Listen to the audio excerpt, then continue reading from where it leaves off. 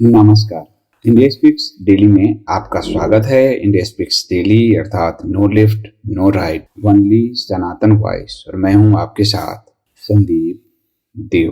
अभी 16 नवंबर को India foundation, जो संघ का ही एक तरह से संघ के द्वारा ही शुरू किया हुआ प्रकल्प है, संघियों के द्वारा ही, और भारत सरकार के कई नीतियों में इसका हस्तक्षेप होता है।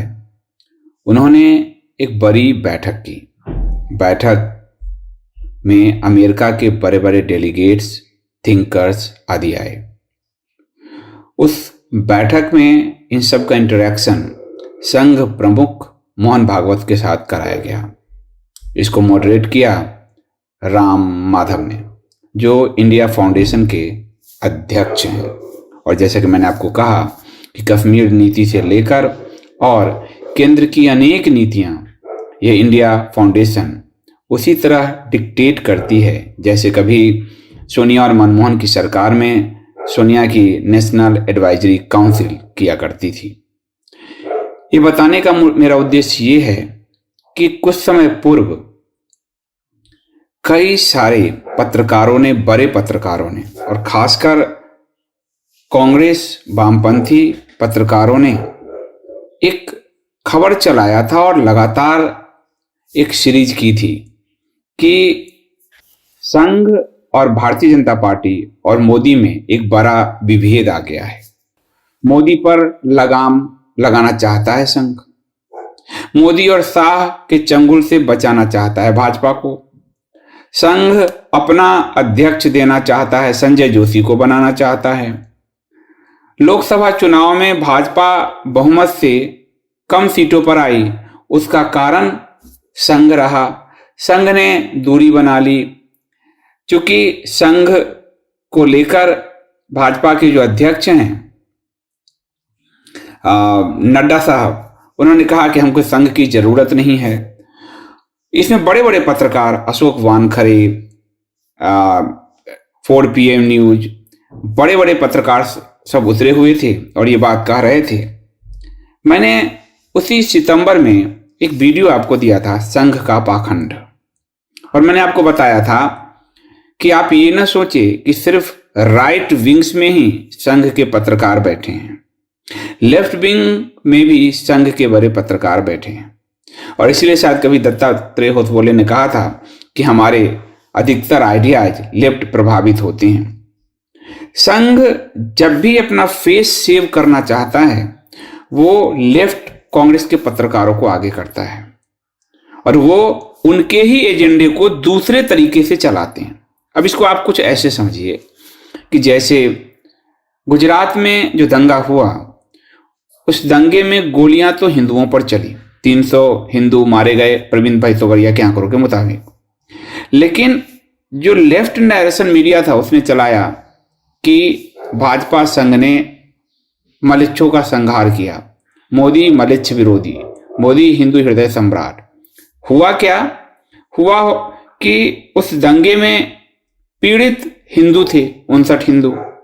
उस दंगे में बाबू बजरंगी, माया कोडनानी, प्रवीण भाई तोगड़िया जैसों को साइड लगाया गया, हिंदुओं पर गोली चलवाई गई, पुलिस बुलेट से सिर्फ हिंदू ही ज्यादातर मरे, लेकिन छवि बनाई गई हिंदू हृदय सम्राट की। और ये बनाया बरखा दत्त, राजदीप सरदेसाई जैसे लेफ्ट विंग पत्रकारों ने।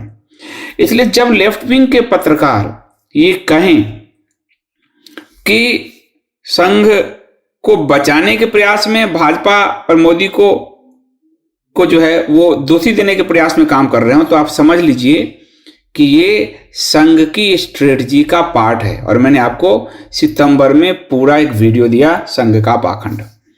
अब इसको एक दूसरे उदाहरण से समझते हैं। महाराष्ट्र में अभी जीत मिली और बहुत बड़ी जीत मिली। भारतीय जनता पार्टी 149 सीटों पर मात्र चुनाव लड़ी थी और 132 सीटें जीती। ये बहुत बड़ी विक्ट्री है। 90% भाजपा के उम्मीदवार जीते और महायुति जो है उसने जबरदस्त जीत हासिल की है।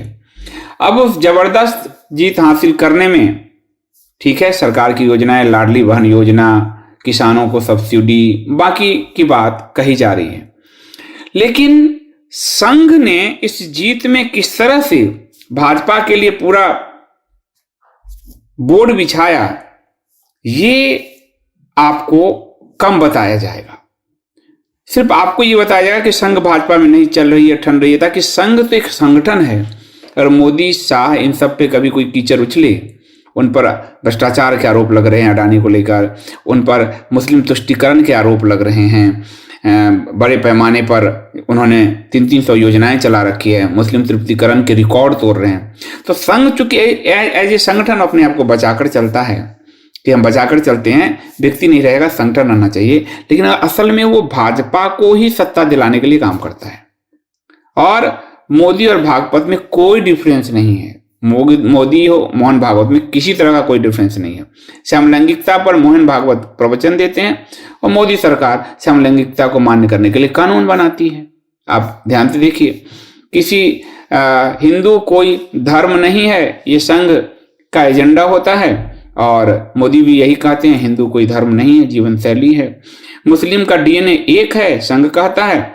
मोदी सरकार जो है आपको 300 मुस्लिम परस्त योजनाएं चलाती है। तो दोनों एक ही हैं, मैंने इसे यही बताया था।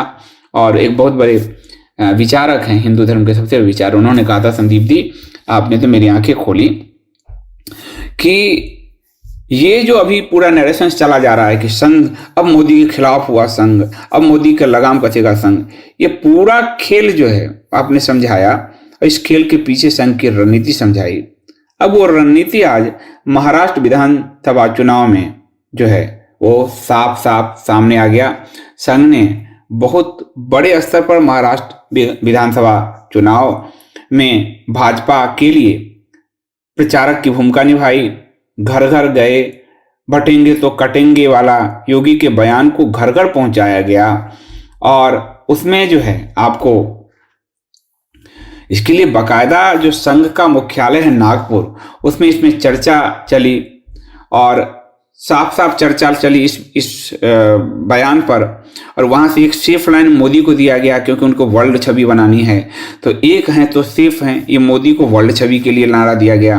और योगी का बटेंगे तो कटेंगे, उनको यहाँ के हॉट हिंदुत्व को उभारने के लिए नारा दिया गया।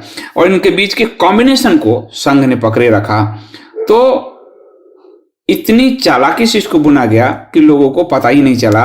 और कि मोदी और योगी एक ही बात कह रहे हैं, दो नहीं कह रहे हैं। एक हैं तो सेफ हैं, मोदी अपना मॉडरेट छवि दुनिया के सामने रखने के लिए कह रहे हैं, और योगी यहाँ हिंदुत्व को उबाल रहे हैं, बटेंगे तो कटेंगे। और इनके बीच कड़ी का काम संघ कर रहा था। नागपुर में बाकायदा इस पे बैठक हुई। और उस बैठक में आप कहेंगे कि कैसे पता चला, तो उस बैठक के अगले दिन दत्तात्रेय होसबोले, जो नंबर 2 है मोहन भागवत के बाद, उनका एक बयान आया। उन्होंने कहा, कुछ राजनीतिक ताकतें हिंदुओं को जाति और विचारधारा के नाम पर तोड़ेंगी और हमें न सिर्फ इससे सावधान रहना है बल्कि इसका मुकाबला करना है, किसी भी कीमत पर बटना नहीं है। यही लाइन लिया संघ ने, योगी मोदी वाला लाइन। इतनी चालाकी से लोगों के दिमाग को ब्रेन वॉश किया है हिंदुओं को, खासकर संघ ने। इन्होंने कभी नहीं बताया कि मंडल कमीशन हिंदुओं को जातियों में बांटने वाला काम सबसे पहले संघ ने किया। मोरारजी की सरकार, वाजपेयी की सरकार में मंडल कमीशन बनाने का काम संघ ने किया। मंडल कमीशन लागू करने का काम बीपी सिंह और वाजपेयी और अडवाणी की भाजपा वाली सरकार में, यही संघीय सरकार में हुआ। आपको प्रमोशन में आरक्षण, SC ST को मजबूत करना, ये सब संघीय शासन में हुआ है। लेकिन इतनी तरीके से भी ब्रेन वॉश करते हैं और घर घर जाकर करते हैं कि हिंदू कभी समझ ही नहीं पाता इस बात को। और संसद में तो कहते हैं कि मंडल कमीशन का विरोध राजीव गांधी ने किया था, और बाहर कहते हैं कि जो बटेंगे तो कटेंगे। बांटा किसने? आज सवाल है, बांटा किसने? मंडल कमीशन ने भारत को जो नुकसान पहुंचाया है, SC ST एक्ट ने जो नुकसान पहुंचाया, और SC ST एक्ट को 2015 में मोदी ने करीब 47 प्रावधान उसमें किए। सुप्रीम कोर्ट ने सिर्फ इतना कहा कि SC ST एक्ट में बिना जांच किसी की गिरफ्तारी ना हो। सरकार ने सुप्रीम कोर्ट के फैसले पलट दिए। OBC को संवैधानिक दर्जा किसने दिया? ये मोदी सरकार ने। तो बांट वो रहे हैं, लेकिन संघ का जो नेटवर्क इतना मजबूत है हिंदुओं के घर जा जाके ब्रेन वॉश करने में, वो बहुत जबरदस्त है। तो इसको इन लोगों ने इस तरह से आगे किया दत्तात्रेय होसबोले का मैंने आपको बताया बयान।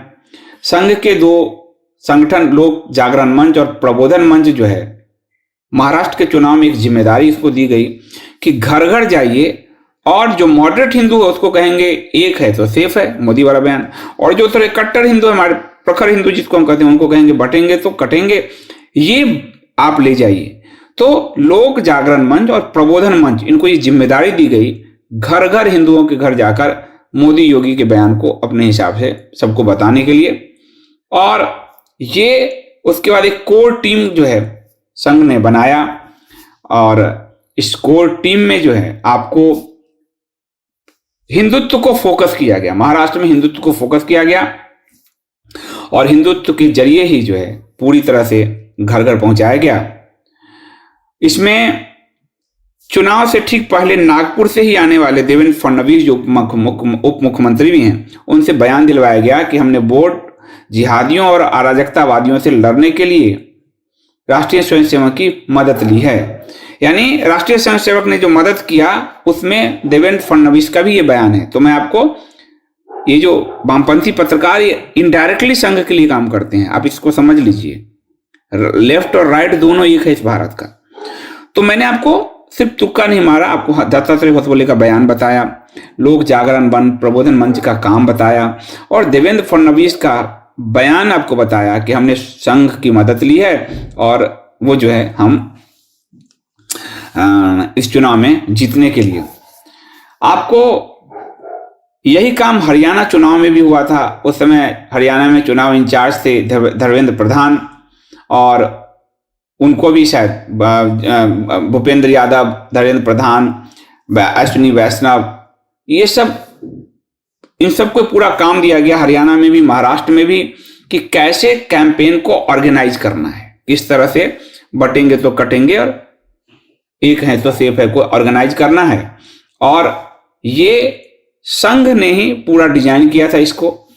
भूपेंद्र यादव जो है अखिल भारतीय आपको विद्यार्थी परिषद में रह चुके हैं, अधिवक्ता परिषद में रह चुके हैं और जो अधिवक्ता परिषद लॉयर विंग है संघ का उसमें रह चुके हैं।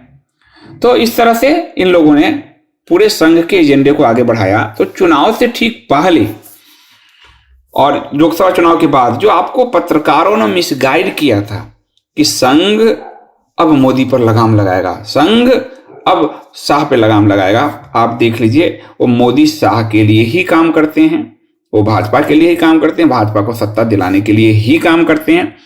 कोई दो नहीं है, दोनों एक हैं, जड़ संघ है, जड़ संघ है। मोदी शाह जो तैयार हुए हैं वो संघ की विचारधारा थे, मोदी शाह से संघ नहीं है, संघ से मोदी शाह है। समलैंगिकता महाभारत में संघ ढूंढ रहा है, मोदी शाह ने महाभारत में नहीं ढूंढा। मोदी शाह ने तो कानून बनाया बाद में संघ की उसी लाइन पे आगे चलकर। पर हिंदू सब जगह शिवलिंग क्यों ढूंढना, ये संघ की विचारधारा है। जो भी भारत में वो सब हिंदू हैं, ये संघ की विचारधारा है।